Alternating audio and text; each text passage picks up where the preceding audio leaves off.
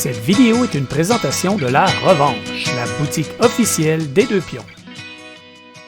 Hey, salut tout le monde, c'est Jeff de la chaîne Les Deux Pions et on se retrouve aujourd'hui pour mon deuxième vidéo où je vous présente ma ludothèque. Je vous parle de tous mes jeux, l'histoire derrière chaque jeu. Évidemment, réagissez, faites des commentaires, dites-moi ce que vous pensez des jeux que vous voyez. La semaine passée, on a fait le haut de la Calax. Cette semaine, on va faire vraiment la section jusqu'à 4 joueurs. Donc, on va y aller comme ça de haut en bas. Et c'est tous les jeux qui jouent jusqu'à un maximum de 4 joueurs. Il y a une chose qu'il faut que je vous dise, c'est le classement. J'en ai parlé un petit peu dans la première vidéo. Danny Nicole m'avait donné un conseil de mettre ça par nombre de joueurs. C'est une excellente idée si jamais vous cherchez une idée de comment classer vos jeux chez vous. Si vous en avez beaucoup, c'est plus facile à trouver. On est 4 joueurs, on va là. On est 5 joueurs, on va là-bas. Mais juste vous dire qu'avant ça, comment je les classais, c'était plus en... Souvent, j'allais classer dans ce coin-là. Parce que c'est par là qu'on arrive dans la ludothèque, je classais mes jeux préférés. C'est un petit peu resté de même. Les jeux qui sont jusqu'à 4 joueurs dans mes préférés, souvent vont se retrouver dans ce coin-là parce que c'est le coin que je regarde le plus souvent. Mais juste avant, est-ce que tu vois l'étagère qu'il y a là? Je voulais juste montrer parce que j'ai aussi dit que j'allais vous montrer mes figurines peinturées parce que j'avance dans mon travail de peinture de Star Wars Shatterpoint et Marvel Crisis Protocol. Je vous montre ça vite juste pour montrer un peu mon travail de peinture. Je travaille tellement fort là-dessus. Bientôt, je vais pouvoir jouer à Marvel, j'ai pas encore joué. Star Wars, j'ai joué déjà quelques parties.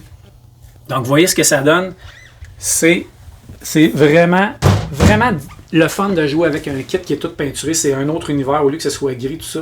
Fait que je m'amuse bien gros. OK, on start ça. Beaucoup de travail. Beaucoup d'heures, ouais. Mais. C'est Nathalie qui est en arrière de la caméra d'ailleurs. Salut Nat! Allô! Pour ceux qui n'auraient pas écouté la première, d'ailleurs, je vous invite à aller la voir. Hein.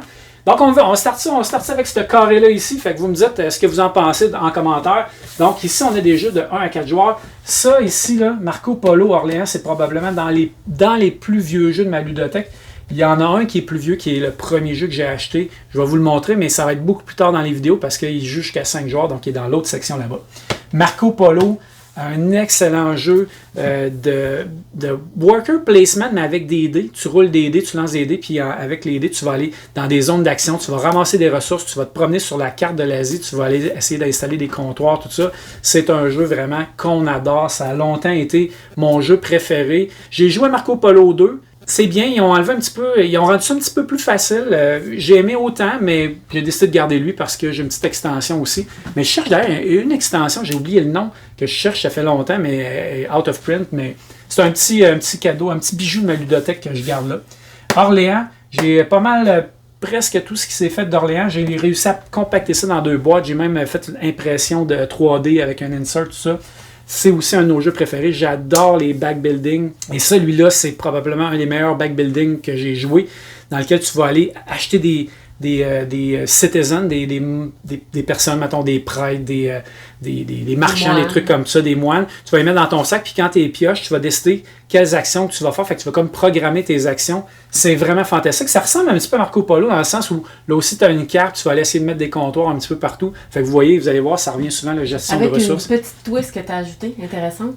Oui, avec Invasion ici qui amène un mode coop et c'est probablement avec Aeon Zen un des jeux coop qu'on a le plus aimé. Un coop vraiment difficile où tout le monde doit donner tout ce qu'il y a pour pouvoir réussir à arriver. Puis souvent, on réussit. On pense qu'on va échouer, puis au dernier tour, on réussit à finir les objectifs. C'est vraiment excellent comme jeu. Crusader, ça c'est un jeu, plus on y joue, plus on l'aime. Hein. C'est un jeu de rondelles. Crusader, c'est la version deluxe de TMG, d'ailleurs, le défunt TMG, malheureusement. J'ai acheté l'extension aussi. C'est un jeu où on a une carte de l'Europe. On va aller, avec nos chevaliers, aller construire des places, conquérir, faire des combats, des guerres saintes, tout ça. On a un tableau comme ça avec une rondelle dans lequel on va, style Mancala, on va déplacer des choses. Ça va déterminer la force de nos actions, puis on peut upgrader. Puis il est vraiment, vraiment beau. Puis il est le fun. On aime vraiment ce jeu-là. Là. Oui. Puis tout le monde avec qui j'ai joué ont tout aimé ce jeu-là. Ouais, tu sais, un petit jeu. C'est pas vieux ce Monde-Lee. Ben, en fait, je pense que c'est une réédition parce que je pense que c'est un plus vieux jeu. Puis ce qui est le fun, c'est que le board, c'est la boîte. Quand tu déplies la boîte, ça devient le board. Et qu'est-ce que tu essaies de faire? Tu essaies d'amener tes astronautes le plus proche possible de la Lune ou je pense que c'est la lune en tout cas, où ce que ça donne des points, puis plus tu avances, plus ça donne des points, puis tu sautes par-dessus les autres. Fait que là, tu roules un dé, tu détermines quel bonhomme tu vas avancer, puis tu essaies de te rendre le plus loin possible. Puis quand c'est un moton, tu sautes par-dessus le moton, mais si tu fais des trous, mais là, tu es obligé d'arrêter dans les trous, fait que tu essaies de perdre les autres dans la brume. C'est vraiment niaiseux, c'est super facile, c'est un jeu de fin de soirée. Mais moi, j'aime pas, c'est fun. Si vous avez joué, vous me direz ce que vous en pensez. Ça, c'est wow. Vous allez voir là, dans les mécaniques que je vais vous parler, vous allez entendre beaucoup parler de worker placement, deck building, et vous allez aussi entendre parler de deck building, finalement, les deux. Lui, il y a les deux, hein? Worker placement et deck building. Et c'est pour ça que j'adore les ruines perdues de Narak. Vous voyez que ma boîte, là, elle ferme plus.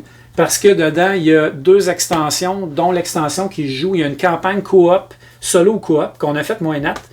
C'était quelque chose, hein, Nat? Oui. 6 grosses parties, 6 longues parties qui changent complètement les règles. Si vous aimez Arnak, là, je vous conseille fortement d'acheter les leaders. J'oublie le nom, là, mais je l'écrirai ou je l'afficherai. Là. Les leaders de plus, ça vient vraiment mettre une touche asymétrique, le fun. Et la petite campagne qui joue à 1 ou 2 joueurs en coop, qui est vraiment spécial. Si vous voulez un petit renouveau, là, vraiment wow. Fait que là, une des bonnes campagnes. Une des bonnes campagnes qu'on a faites. Fait que vous voyez ici, ça c'est un de mes petits carrés, à part Moonleap, là, qui s'est comme glissé là parce qu'il y avait un trou, parce qu'il y a beaucoup de recherche d'espace hein, dans ma ludothèque, vous allez comprendre. Mais ça, c'est vraiment top. On continue ici. Five Tribe, un classique indémodable de Bruno Catala, qui est un autre de mes auteurs préférés. Un gars vraiment hyper sympathique, qui est venu au Delirium, que j'ai rencontré plusieurs fois au Jab. Et ce jeu-là, c'est vraiment un bijou. Un jeu où tu vas prendre des personnages, tu vas les saupoudrer un petit peu sur les terrains. Puis là où tu vas arriver, tu vas prendre tous les personnages de la même couleur, puis tu vas faire une action avec ça. C'est vraiment juste parfait. Et juste pour vous montrer, eh oui, il est autographié de Bruno lui-même. Anno 1800, hey, moi j'ai aimé ça, ce jeu-là. Je sais que c'est mitigé un petit peu, mais j'adore Anno 1800. Un jeu dans lequel tu vas avoir comme une progression dans ce que tu vas construire quand tu vas obtenir. Tu fais du marchandage, tu vas chercher, mettons, du tissu. Mais avec le tissu, tu vas faire des voiles. Je sais pas pourquoi, je sais pas qu'est-ce qu'il y a dans ce jeu-là qui, moi, m'attire beaucoup, mais c'est un jeu que j'ai le goût de garder. Si vous avez joué, vous me direz ce que vous en pensez. Clank. Deck building, un des meilleurs deck building qu'il y a. Vous voyez ici, j'ai la version Catacombe de Clank qui est la dernière sortie et qui... J'avais le Clank ordinaire avec les extensions. Je l'ai vendu quand on a acheté Clank Legacy qu'on a tout fait. Une campagne qu'on a bien aimée. Pas notre préféré, mais on l'a quand même aimé. Anat? Oui. Puis là, une fois qu'on a fait le Legacy, j'étais là, ouais, mais là, on dirait que ça me tentait plus de jouer avec le jeu Legacy, même si on peut rejouer avec. Fait qu'on a décidé, j'ai demandé à Nat de Catacombe, qui est vraiment le fun parce que le plateau est modulaire. Puis quand tu te promènes dans les catacombes, à un moment donné, qu'est-ce qui peut arriver, c'est que les pièces tournent. Fait que là, tu pensais que tu avais un chemin facile pour en revenir, mais oups, non. Et il y a évidemment toute la base de Clank qu'on aime, le deck building dedans. C'est vraiment un excellent jeu, Clank, j'adore. Soulken, un des vieux classiques que j'ai. Un des préférés de Nat aussi, dans lequel on va avoir un placement d'ouvriers, mais comme un peu inversé, c'est-à-dire qu'on va placer des ouvriers. Es-tu à l'endroit? Je pense qu'il est à l'envers. On va placer des ouvriers sur les rondelles et c'est pas quand on le place qu'on fait l'action, c'est quand on le retire. Fait que plus ça va tourner, plus l'ouvrier va avancer, puis quand tu le retires, plus il est loin, plus l'action va être forte. C'est vraiment quelque chose qui nous a fait triper. Thématique. Très thématique. On a adoré ce jeu-là. Un jeu de Tacchini et Luciani, 2 auteurs que j'adore. Je continue. Je vais me pencher un peu, je suis à genoux. Eldorado, un autre jeu de Kinesia. Un jeu de deck building encore. J'avais dit, j'allais le dire souvent, hein, deck building, mais j'aime tellement ça. Mais celui-là, c'est un jeu super simple, un petit deck building très rapide dans lequel tu fais une course vers l'Eldorado. C'est le premier qui arrive là qui gagne la partie. Je trouve qu'il est super bien fait. Les cartes, ça va être juste des cartes qui vont te permettre de faire avancer dans des terrains, soit de la jungle, soit de l'eau, soit du désert, je pense, des trucs de même. Puis tu essaies de rendre ton deck le plus efficace possible pour avancer le plus rapidement possible. C'est vraiment génial, j'adore ça. J'ai acheté l'extension aussi, recommandé fortement. Runestone, un autre deck building. Ben oui, il y en a-tu des deck building? Mais c'est pas rien que ça quand même, là, je vous le dis. Mais Runestone, c'est un jeu qui n'est pas très connu, hein?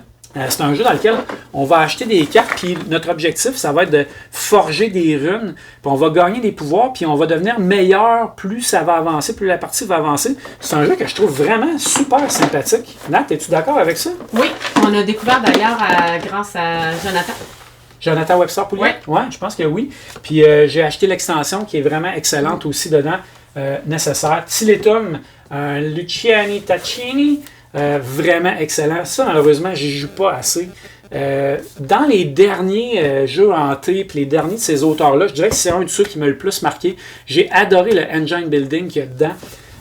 Encore là, ça me fait penser un petit peu à Orléans Marco Polo. Tu te promènes un petit peu sur une carte, tu vas placer des comptoirs. J'aime bien ce principe-là, mais tu as une gestion de ressources, puis tu as un tableau building dedans où tu vas devenir meilleur. Il est vraiment excellent. Faut y jouer plus souvent. Le jeu de l'année 2023, pour moi, Earth, de Maxime, mon grand ami Maxime. Grand ami, hein, comme si je le connaissais depuis que j'ai 2 ans. En tout cas, on se connaît bien, on s'aime bien. Donc, Earth, c'est juste excellent. Un tableau building, on joue en simultané, c'est rapide, c'est le fun. Si vous aimez le genre Wingspan ou Arc Nova, Earth, c'est comme une version de ça, mais je dirais même un peu plus simple, un peu plus rapide. Plus accessible. Plus accessible. Ben, peut-être pas que Wingspan, mais que Arc Nova, oui. C'est sûr. Ou Terraforming Mars, par exemple. Mais une coche au-dessus de Wingspan. Ah oui, définitivement une coche au-dessus de Wingspan. Pour la rejouabilité. Hey, Res Arcana. Lui, je l'ai mis dans ma section pour 4 joueurs, mais je joue tout le temps à 2 joueurs à ce jeu-là. Ça joue à 4 joueurs, mais j'aime bien la configuration à 2 joueurs. C'est un jeu de Tom Lehman. Vraiment un jeu que je trouve super bien épuré dans le sens où tu fais un draft de cartes au début. Tu n'es pas obligé de le faire, mais je le recommande fortement. Puis tu deals avec ces cartes-là après. Tu vas jouer ta game avec ça. Tu vas ramasser des ressources. Tu essaies d'aller chercher des grosses tuiles qui sont très payantes, qui font des points. Puis c'est le premier qui atteint 10 points qui gagne la partie. T'as pas... Asti! Ok, je continue. Es-tu prêt? Oui. T'as pas, là, c'est parce qu'il y a mes... J'ai pas mis de ceinture, hein? Ok, on continue. Hey, ça va être long, hein, je pense. Je parle-tu trop sur chacun des jeux? Peut-être que je devrais parler moins. En tout cas, vous me le direz dans les commentaires si vous voulez que j'aille plus vite. Monster on Board, c'est un Kickstarter, encore là, de jeu de style Halloween, que je savais pas trop dans quoi je m'embarquais, comme les 3/4 des Kickstarter que je back. Mais finalement, c'est un jeu qui est vraiment intéressant. C'est un jeu où on va placer des dés qu'on va drafter dans un petit shop, on va les placer sur un plateau, puis on va essayer de faire avancer des petits bonhommes et faire des points. Mignon. C'est mignon, puis ça marche bien. Pour vrai, ça marche bien. Au début, je me disais, je vais leur vendre, puis à chaque fois que j'ai rejoué, j'ai fait crème, c'est vraiment pas mauvais finalement. Hey, 10, ça, j'ai adoré ça. C'est un jeu qui est très polarisé. Hein. Il y a du monde qui l'aime, il y a du monde qui l'aime pas. Moi, à chaque fois que j'ai joué, j'ai eu du plaisir. Les gens disent, ouais, mais il me semble que tu n'as pas grand-chose à faire là-dedans parce que ce que tu fais, c'est que tu fais de l'alcool. C'est vrai que tu ramasses des choses, tu brasses ton alcool, puis tu revends ton alcool. C'est pas beaucoup plus compliqué que ça. Tu ramasses, quand je dis des choses, je veux dire des ingrédients, bien sûr, puis des outils pour t'aider. Mais je sais pas, je trouve que c'est un thème qui est accessible. La boisson, c'est étrangement, c'est un thème qui vient chercher beaucoup de monde. Fait que ben accessible. Intéressant, puis quand même stratégique. Ouais, fait que ça a bien marché, ça roule bien. Fait que je pense que je vais garder ça. Suburbia, c'est un jeu que je suis allé me rechercher. J'adore Castle of Mad King Ludwig, qui est un de mes jeux préférés. Ça, c'est comme son ancêtre. Et c'est un jeu, j'aime beaucoup les jeux style SimCity. C'est un jeu qui fait penser un petit peu à ça, où tu construis ta ville. Vraiment le fun. Je pense que c'est un classique indémodable. Hey, Yukon Airways, ça me fait penser à quelqu'un. Ça me fait penser à... Sophie Morin. Je sais pas si ça va écouter la vidéo, Sophie, je vais la caler au pire.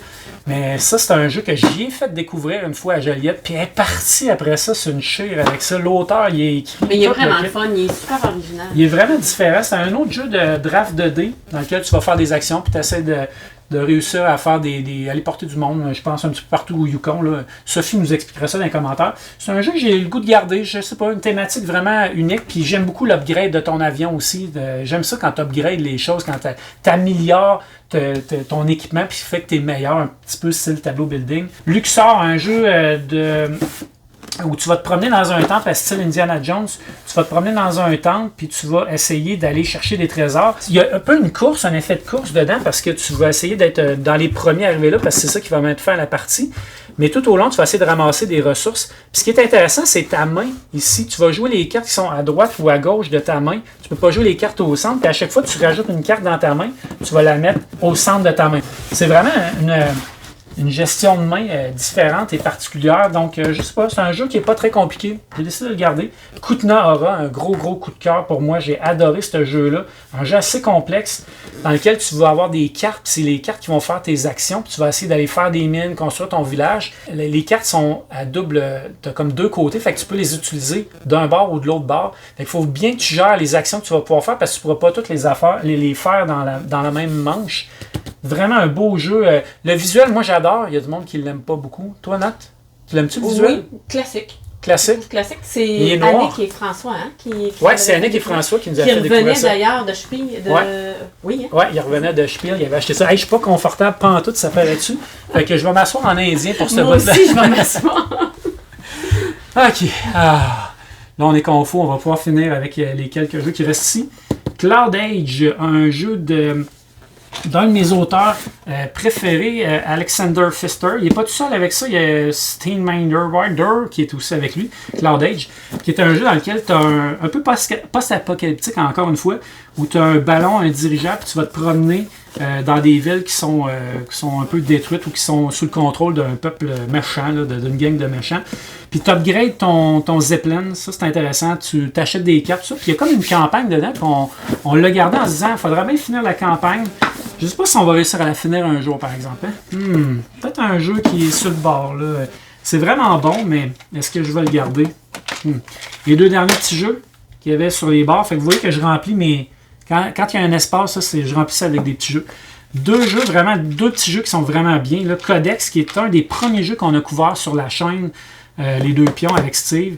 Un jeu super, avec une belle petite boîte en métal, pour laquelle d'ailleurs j'ai imprimé un bel insert en 3D. Ça, c'était dans mes débuts vraiment là, des inserts d'imprimantes 3D. Tu vas essayer de faire un tableau. Tu construis un tableau dans lequel tu vas placer des cartes, tu vas aller couvrir les coins, puis tu vas ramasser des ressources. Puis c'est une course, dans le fond. C'est le premier qui atteint un certain nombre de points. Je pense que c'est une vingtaine de points, mais fin à la partie. Donc, un beau petit classique, là, qui ne sont pas souvent, mais quand même. Cat in the Box, ça c'est juste fantastique pour vrai. Marc Baudouin d'Ilo m'a montré sa version de Cat in the Box. Il y a une version Big Box avec un chat ça de gros, super beau. Tout est gros, les jetons sont gros, il est vraiment fantastique, mais tu sais, ça reste un jeu de cartes. Hein. C'est un jeu de levée. C'est un jeu dans lequel les cartes n'ont pas de couleur. Quand tu joues ta carte au début, tu choisis ça va être quoi sa couleur. Puis là, ben, les autres essaient de suivre. Puis quand tu n'es pas capable de suivre, ben là, tu perds des jetons. Puis là, à un moment donné, tu ne peux plus suivre. Puis là, tu finis par faire une espèce de j'ai oublié le terme, là, de problème temporel. Là, j'ai oublié le mot. Là, mais en tout cas, ce qui va mettre fin à la manche. Puis là, tu calcules. Si tu as réussi à atteindre l'objectif que tu t'étais fixé, tu vas faire des points. Sinon, tu perds des points. Fait que c'était la présentation de ma première rangée de Kallax. Ça a duré comme 18 minutes. Je vais arrêter ça là pour aujourd'hui. Faites un pouce en l'air si vous avez aimé ça. Abonnez-vous à la chaîne, c'est super important. Laissez des commentaires. Parlez-moi un petit peu de ce que vous avez vu dans les jeux. Puis dites-moi au niveau du format des vidéos, est-ce que je parle trop? Est-ce que je vais plus vite? Je passe plus vite les jeux? Ou vous voulez m'entendre vraiment donner un petit peu de détails sur pourquoi chaque jeu est là? Puis ben, on se revoit sinon dans la prochaine vidéo. Salut tout le monde!